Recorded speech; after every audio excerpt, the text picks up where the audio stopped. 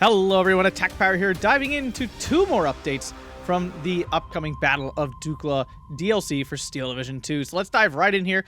Missed this one, I don't know, a couple days ago, and then another one came out, so might as well shove two together here. So our second update is the 208th Infantry Division for the Axis side.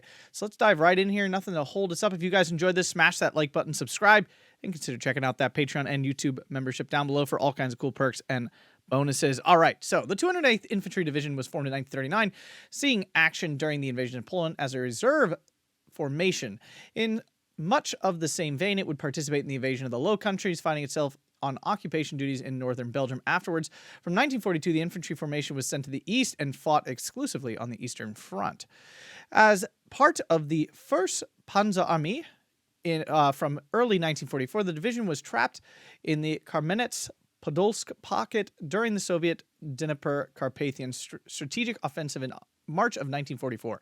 So we're about, 4 or 5 months before the game is set, generally speaking. The Germans managed to break out, evacuating all their wounded with them, but losing a substantial amount of heavy equipment in the process. To this day, this particular battle is considered to be an excellent lesson in a successful breakout from a military encirclement. Okay. During the fateful summer of 1944, the 208th Infantry Division was allowed to catch its breath momentarily. It was transferred to the newly created 11th SS Army Corps, which included no SS troops, only the staff, from the 17th Army. Once again, it was at the forefront of the fighting when the 1st Ukrainian front reached the Beskid Mountains. All right. 208th Infantry during Dukla Pass, down to 60% combat strength in early September 1944. The division was positioned in and around the city of Krosno, the gateway of Dukla Pass. On its left flank, the weak and green 545th Panzer Grenadier Division, and itself was the right flank of both the 11th SS Army Corps and the 17th Army. On the right was the 68th Infantry Division, with the battlefield space filled up between the Sicherung Battalion 1004, a weak security unit. I can't really see what's going on in this map. I'm not going to examine it too hard. Holding Krosno was vital for the German defensive plans. Soviets had to be prevented from advancing through the mountain pass. Okay. However, even taking into account of the critical strategic importance, what occupied the junction of two armies even, was a solid but weakened division flanked on both sides by inexperienced and unreliable formations. And as can be expected, that's exactly where the Soviets decided to strike. While detachments fixed the left flank in place, two main groups struck straight at Krosno and at the Sicherung Battalion 1004.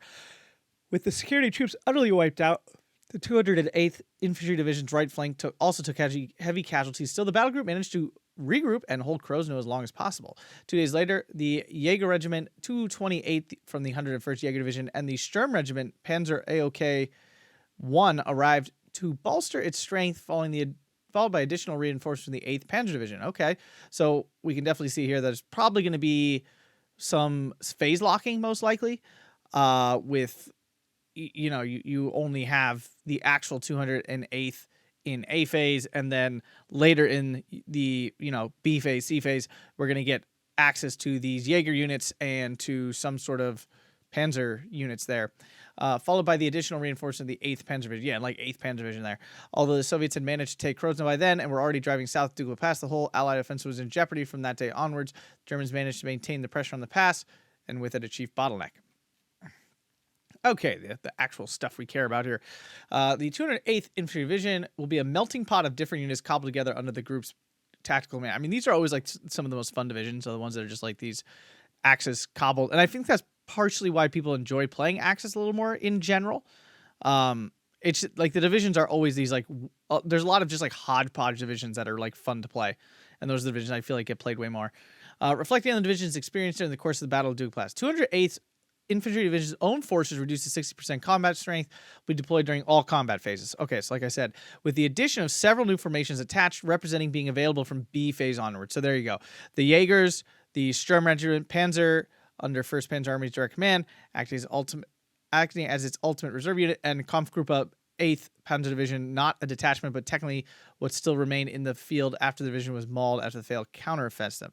So, yeah, I mean, what depends here is how good or bad is 208th's starting units. Because what this could potentially set up is that A phase is awful. And historically speaking, divisions with a terrible A phase really struggle to go on to be very good, at least in 1v1, right?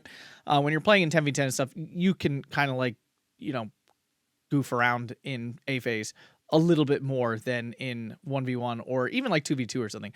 So, well, that's going to be the big determiner of how good this division potentially, like, because even if these units are great, if your A phase is like an absolute travesty, then it won't actually matter much how good these are, because you might already be out of the game before ever getting to them.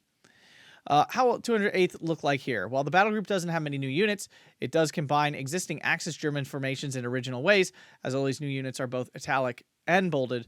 All right, this time I, read that correctly. Okay. Recon, a decent but not spectacular category. The 208th Infantry Division's own recon elements only amounted to the BMW and Fusilier. So A phase, that's all you're going to have to rely on. That kind of sucks. B phase, you get a little bit more. So you get the Jaeger Troop, whatever, that's nothing.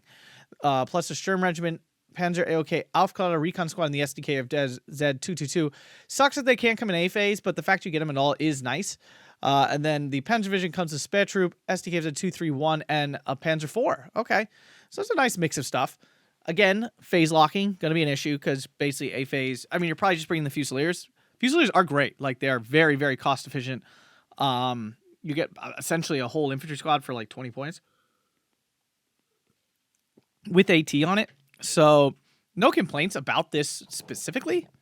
It just sucks that, strong units like the SDK of Z222 are locked. Jaeger Spade Troop, I don't know if they have a sniper or not. If this has a sniper, then that's great. If it doesn't, then it's just another crappy Spade Troop unit. All right, infantry, very good, as can be expected from an infantry division. 208th Division's Grenadier squads are available in Command, MG42, and Panzerfaust variants. You'll further get to deploy Pioneer in Command, Regular Assault, plus Ersatz. Now, that's it, though. Like, if we read this carefully, from B phase onward, you get all this other stuff we're talking about here, but A phase is literally just Grenadier squads, Pioneers, and Ersatz. That's awful. Like, that's really bad. Oh, that's so bad. At least you get MG42 variants, I suppose, which is, like, minorly better. Oh, that's so bad. So your infantry in A phase are absolute trash. Oh, that's not a good start. Hopefully the other tabs are a little bit more supportive in A phase. From combat phase B onward, you'll get more options, including Jaegers in regular and command variants, as well as the new Jaeger MP44 and MG42. Okay, this is definitely interesting. I wonder what these will be. Both organized along a trial, which accompanied the delivery of new MP44s. Very interesting. They're giving no hints as to what these units will be, other than the fact this will obviously have an MG42, and this one will obviously have some number of MP44s. The MP44 probably less exciting. The MG42, on the other hand, the usual Jaeger has an MG42, so to mention it means there must be something more outstanding about it. Like, you get at least two. That'd be cool. So like a double MG42 Jaeger unit with like G43s, I guess. Sounds solid. Nothing like spectacular, but solid. New Grenadier unit with the GRB. That's the Heat AT rifle, which is very good. Grenadier squad's not exciting, but that AT rifle is pretty great. Furthermore, you get Panzergrens in the command and Okay, so that's not super exciting. And they're just Panzergrens, whatever. And they don't come till B or C phase, so it depends. These Jaeger MG42s might just be better. I don't know. We'll see how many you get. Tanks, mediocre, with the organic firepower being provided by a handful of Stug 3. Okay, so A phase, and then from B phase onwards, you get some Panzer IVs. All right, that's not great. It's not terrible, though. You get Stug 3s in A phase, and then Panzer IVs in B and C phase. So that's pretty along the lines of average, honestly. No light armor, though, other than those SDK of Zeds, really. So definitely a light armor problem. Support. Balance with the usual complements of Felgen de Marie, MG34, MG42, IG18, IG33. Come on. This is nice. You get 2K HE right there with the IG33. B phase, you get some more IG18s. Okay. Yeah. Continuing on here, we've got AT, a pretty good category for the 208th. Battle group can count on a motley assortment of anti-tank guns, be it German manufacture or captured pieces. These include Panzerschreck, of course, PaK 184R, which is the 40 M42, 45 mil, but of course it doesn't have the APCR, unfortunately. FK288, which is phenomenal. Pack 40, standard thing. Martyr 3M, nice to have those. Few cards of Martyr 2s, Pack 43s, and Panzerjäger can be deployed after B phase. Wait, are the Panzerjägers... If they're the vehicle, if they're a little vehicle, then they're phenomenal. If they're like the Jaeger version of a Panzerschreck, like the big chunky Panzerschreck squad, then that's fine, but nothing like... It says Jaeger, so I think this is just the big chunky Panzerschreck squad, which is not bad, again, but not nearly as exciting as getting the little trucks. All right, AA, not very impressive. Well, that's not good. Though the 208th Infantry Division was no mountain division, its own AA guns were 20 mil... Oh, God. Oh, no. This is all what the battle group had either saved or received in terms of anti-air. That's it? And remember, you only get 208th units in A phase, so your A phase AA is just that trash? Oh, good lord, no. That's so bad.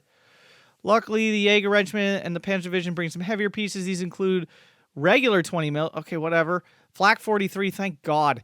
And SDK Z71. Oh, my God. A phase, though, you're stuck with... Oh, these A phase is awful. You're stuck with terrible infantry, just some Stug 3s, so I'm guessing one card. Your support tab's fine. Your your AT tab is okay, is fine. And your AA tab is trash. Oh, good God. This division is going to get absolutely farted on in A phase. And like, the thing is B phase good enough to make up for it? That's the question. Like, is this whatever they're getting in B phase going to make up for how awful A phase appears to be? Anyway, the division has access to a sizable amount of artillery, such as 80 mm, whatever. That's whatever. 105s. God, no, you don't want those. 414 French, 155. I think those are the big fat ones. They're fine. As well as your usual things. From B phase onwards, the firepower increases significantly with FH-18, just the standard, SK-18, 100 mil, Vespa, 81 mil. Okay, so that's fine. I mean, that's a good arty tab, I suppose. There's no rocket artillery, though, which definitely really sucks. That would have helped a lot. Kind of bummed there's no, like, KT whatever 85 or, the good, like, Czech arty and stuff that fires faster. These are all, like, your standard options, except for the 414. Maybe that's good, but I think it's just the usual French gun that's, like, not... It's, like, good availability, but nothing else special about it. Air tab. The air cover was pretty decent. All right. At the start of the battle, you get BF-109 G6U3 recon planes. Okay. Ju-87 GD5 bombers with HE and cluster load. I mean, that's good.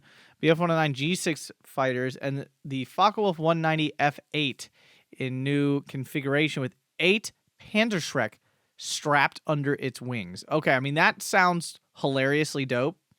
The Focke-Wulf 190 F8 is a good plane. Like, it's medium resilience, relatively good speed, and generally a good armament. Not as good as the A8, of course, but a solid plane. And now it's strapped with 8 Panzerschrecks. Okay, I mean, that's a lull fest. I mean, let's assume that's good. You don't have any good fighters here, which does not help your whole absolute trash AA situation in A phase, so that's not good. In B phase, you get Ju-87 G1 Panzervogel. Is that the tank buster one with, like, the cannons? I think maybe potentially. I'm not making any promises about that. Ju-88 A4 with various I mean, Ju-88s are great. That's a good bomber. C phase, you get the BF-109 G14. I mean, the G14's good. I think that's the, like, really fast one that has an okay loadout, not medium resilience or anything. Wow, this is a solid infantry division with great variety of choice, including some limited mechanized support. This allows the battle group to build up strength. I don't think hold on for dear life is what it should say, and counterattack from B phase onwards. Yeah, I mean, this half looks really cool. Like, that looks really neat. Like, the Jaeger units are probably pretty baller. Tanks, nothing special. Support is solid. Nothing special, but solid. I mean, this is a good AT tab overall. It's not, like, phenomenal crazy. You don't get any, like, Jagdpanzers or anything like that, which are, like, honestly the true dope stuff of the Axis side. Your AA, obviously B phase, it gets better, but it's absolute trash in A phase. The Arty tab is nothing special. It's probably good, but like it's not special. There's no like you don't have rocket artillery. Doesn't look like you have any off map. You're working with the standard German options, so you can't say it's like super exciting or anything. It just is. The air tab, I mean, it looks like you have all the tools you could want for the most part, but the AA cover seems awful. The recon tab is fine. It does stuff you want, but not at the times you want to do it. I'm not getting great vibes from this division. I'm not going to lie. It feels like it'll look really cool on paper, and you'll get all these really cool units you'll really want to play, and then you're going to go up against a Maverick player and lose constantly. Like, that's what it feels like. And you're almost like, you kind of want to play a slower income so you can take advantage of your later units, but at the same time, you almost need Maverick just to catch up from your A phase probably being a god-awful disaster. I don't know.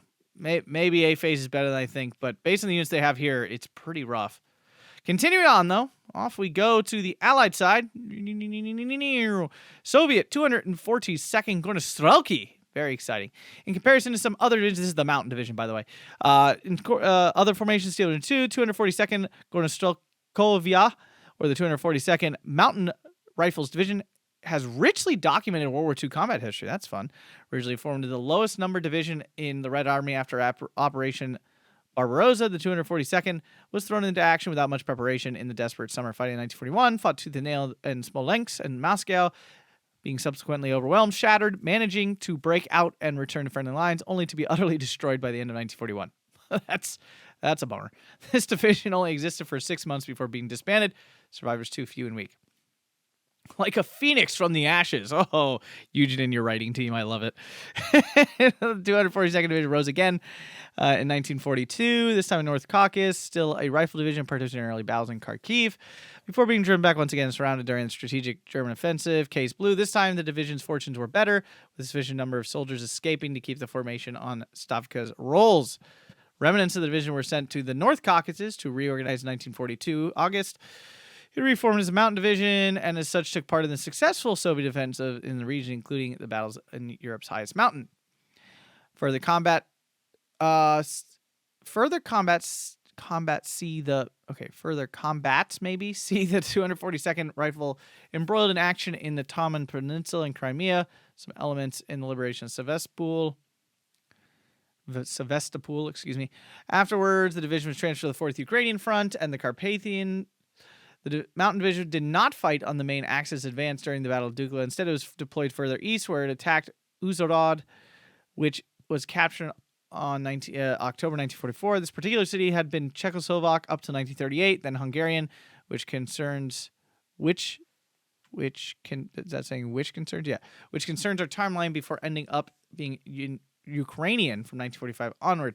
The division would finish the war officially as the 242nd Mountain Rifle Taman Order of the Red Banner Division. Wow, that's a title.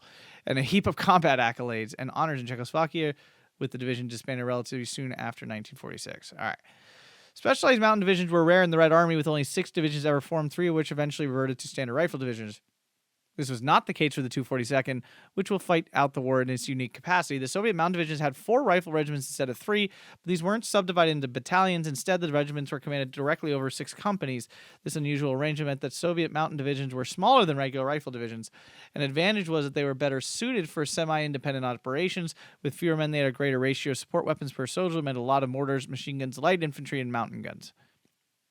Okay, similar to the I can't remember the number, whatever Gornostrelki is. You know what I'm talking. There's only one other Gornostrelki in the game. Mountain divisions operated in difficult terrain without allocation of armor. This could be problematic for any action on a Steel Division 2 battlefield. Fortunately, for this division's parent formation, the 18th Army created on September 9th a unique separate tank battalion of trophy tanks. Okay, this sounds fun. Equipped entirely with captured Hungarian armored vehicles. Are you serious right now? So wait, so this division is going to be like outfitted with Terrans? Oh my god. This might be my new favorite Soviet division. I can already feel it. This is going to be attached to the 242nd Rifles Division to bolster its firepower. There was more. We've also attached the depleted 1st OGTTP, a separate guards heavy tank regiment with some IS-1. What? Both armored formations to come out together to barely a... It doesn't matter. So you get IS-1s, You get Tehran. Oh my god, this is disgusting. And then you get like stupidly good infantry. Is that what we're going with here? Oh man. Actually, I'm calling cracked on this division. I have no idea, but I'm feeling it from this description. This feels like they were like, this division seems garbage without this, and then they just buffed it to the moon. All right, how will 242nd be like? All right. All Gorno troops will feature the Raider trait. Already, like, I mean, that's just such... It seems so minor, but it's actually so obnoxious and good. With 126th. That was the other Gorno Shoki. There we go. New units, bold, italic, etc. Okay. Recon. An average category with decent amount of slots. You'll get to play with the WLDT, whatever, as well as single A-phase card only of Motorazvedka representing that motorized, whatever. Gorno Sapori, a sniper, excuse me, and Gorno Razvedka. Oh, that's the one. That's like it's a freaking Avto. It's a Tanko Desaniki squad in the recon tab. Oh, that's gross. That's already so good. So snipers and the Razvedka, those units are both really solid. The new Gorno Razvedka Sapori, which are 6-man teams with 2 PP Shaw 43s, 3 rifles, and a scope. Now, okay, so more snipers plus a TNT charge. Okay, does it all. Seems fun. And captured on Toldi 1s in the recon role. I mean, that's already so good. Toldi 1s are fabulous in the recon tab. Infantry, as expected, a very good category for these guys. Lots of cheap open slots. All units are of the Gorno Mountain type. These include Gorno Sapori, Gorno Strelki, Gorno Avto, and Gorno Komroti, all units we've seen before. And I'm pretty sure they were buffed semi-recently, right? Like, aren't they pretty good? New ones. Gorno Strelki DT are 11-man rifleman squads with 2 submachine guns, 7 rifles, and 2 DT light machine guns. That's really good. Like, that's really solid. Because I'm pretty sure the DT machine gun is just straight up so much better than, like, a DP Shaw. Or a DPS, whatever, DP-28 or whatever. Yeah, DP. Whatever the Soviet machine gun. I'm blanking right now. Then with the Gorno Sapori Rocks, oh, anytime the word rocks is on there, you know they're going to rock, are 11-men engineers with 5 submachine guns, 3 SVTs, 2 DT LMGs, and a good old flamethrower. Okay, I mean, that unit is phenomenal. Gorno Avto Sapori, which is an 11-man engineer squad with 6 submachine guns, 5 more submachine guns, and TNT and smoke grenades. I mean, that's really great. It's just a great unit. Okay, I mean, those are all phenomenal. That's the infantry tab. That plus your usual... Now, normal Gorno Strelki are not that exciting. Gorno Strelki Sapori is really solid. Gorno Avto's great. But, I mean, you don't even need the normal Gorno Strelki if you're just playing these DT ones instead. Oh, wow, that seems really good. Like, really solid overall. You can dominate, absolutely dominate the woods. Because, remember, throwing these, like, Gorno Razvedka Tanko units... Ooh, and then you get these rocks, dudes. Wow, that's spicy. The double DT. Wow, that's just a really good tab. Tank average for a division that's supposed to have no tanks at all. Okay, the division had 2 independent armored battalions attached, both of which quite a variety of choices. However, both formations are small, which limits numbers and availability to 1 card each. That might not be that detrimental, to be honest with you. All right, from the first whatever that is. You get the IS-1 in the combat role, plus a single IS-2 Komroti. All right, so okay, but only in... okay, I don't know what the availability on these IS-1s are. Like, if you get 1 in A phase, then maybe you probably get 3 in B phase, 2 or 3. 3 makes more sense, because you'd have no vet, single vet, double vet, right? Like, that makes the most sense. Interesting. Okay, I mean, the IS-1 is phenomenal. And then, of course, an IS-2 Komroti single comes in A phase, probably. All right. From the trophy captured material, you get the Toldi 2, the Tehran 1, the Tehran 2, and a Zhirny 2? Wow, my God, what? All of these units are only available in combat A phase, except for the Tehran 2, which is the best one. So you get the increased availability comes in B. Wow, that's disgusting. That's actually so good. Like, you get Zhirnies too on IS-1s. And, oh, my God. Now, I mean, okay, it's not perfect. You get no medium tanks. Like, there's no... like, if there was a card of T-34s here, this would be absolutely cracked beyond belief. But you are missing medium tanks, like, altogether. Like, Tehrans are not medium tanks. Yes, they have medium tank health, but they are not medium tanks. So, there are limitations. But this, to me, feels really good. Zhirnies are phenomenal. Tehrans are great. IS-1s are really good. Like, these are basically just like some cherry-picked phenomenal units from across the board. And then you attach this to your absolutely, like, ridiculously good infantry over here. Okay. And like, how are they going to price these? Like, are these going to be stupidly underpriced too? Oh man. Support, another good category with a decent amount of units available. So we get the 50 mil mortar, of course, the Dushka, so basically a 50 cal, OB25, the monster of all the world, as well as the new Gorno Maxim. I'm not sure what that'll really be any different. You get some commander units and an ISU 152. Oh my god. Now you only get one. Single A only card. Wait, but I think, do you get two on a card in A-Phase? So you get two. Oh my god. Wait, I can't tell. A single A only card, okay. Well, you either get one or two ISU 152s. I mean, that's great. AT, average slots, mostly light options. These include the PTRS 41, which is like a triple PTRS unit. This category also includes a handful of that. ZIS 2s? What? And ZIS 3s? Okay, I mean, that's great. I mean, honestly, the only thing you could want more of really is an SU-76. SU-85 is like whatever, but the SU-76 is phenomenal. I mean, you don't have that. But other than that, I mean, I would take ZIS 2s any day. AA, pretty unbalanced division, relying on some 37 mils for, I mean, that's fine. They're 37 mils.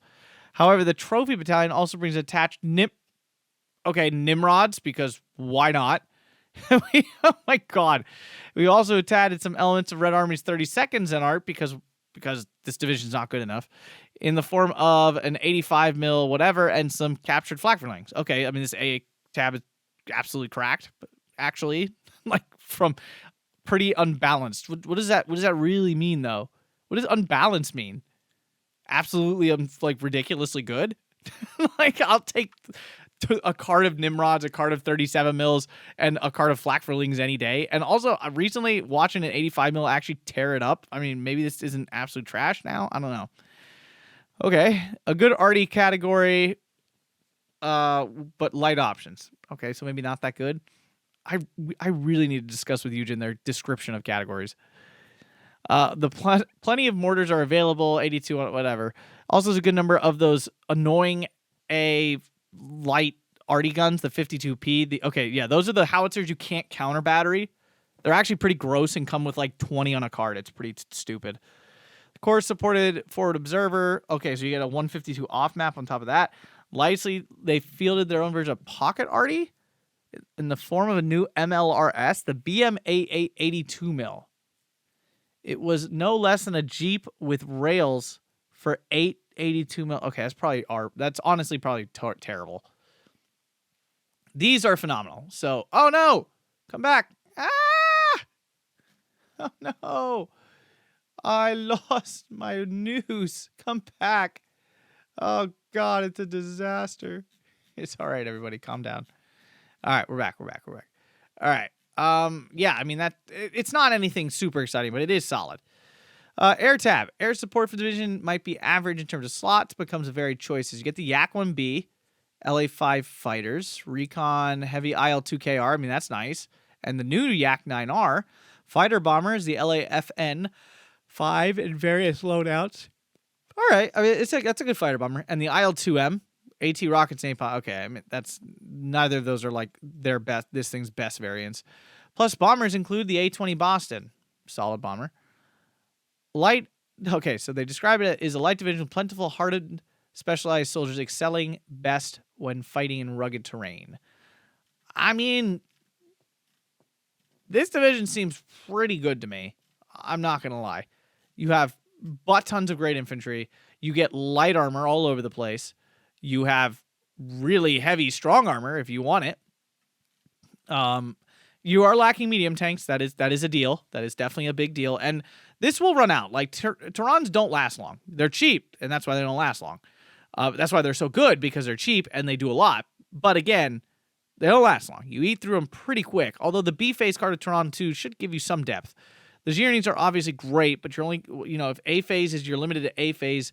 I think you get 5 unvetted in A-phase, so, you get a fair number, but it's not infinity. And this is kind of your medium tank, even though we all know it's not. It kind of is. It's more of a support gun for all intents and purposes. You get the ISU 152 for funsies. The support tab seems great. The AT tab seems good as well. You get ZIS 2s, and honestly, that's the best you can ask for in a Soviet division. The A tab seems phenomenal. Arty tab, you get these things, and that's all that really matters for this. That's all I really expected. And the air tab seems like the air tab, like it's fine. This division seems really good to me. Honestly, like this division seems really strong and actually probably is going to be a blast to play. Hopefully not OP. I doubt it. The game is pretty well balanced, honestly, at this point. So I highly doubt this division comes out and is like completely OP. But I can definitely see it hopping up to a solid A tier or something. I can't see how this division is just straight bad. It's got a lot of light armor, and that's honestly like what defines most divisions being good or bad these days. So yeah. It's really whether this lack of medium armor matters enough. It matters. It doesn't matter enough. Is it too jack of all tradey with this like heavy armor for long range, and of course your really good infantry? I do think this division is worlds better than 208th. Like not even close. This one. Yeah, I don't think it's even close, to be honest with you. But yeah, if you guys enjoyed that, smash that like button, subscribe, and consider checking out that Patreon, YouTube membership down below. Thanks a bunch, everybody. Have a fantastic day.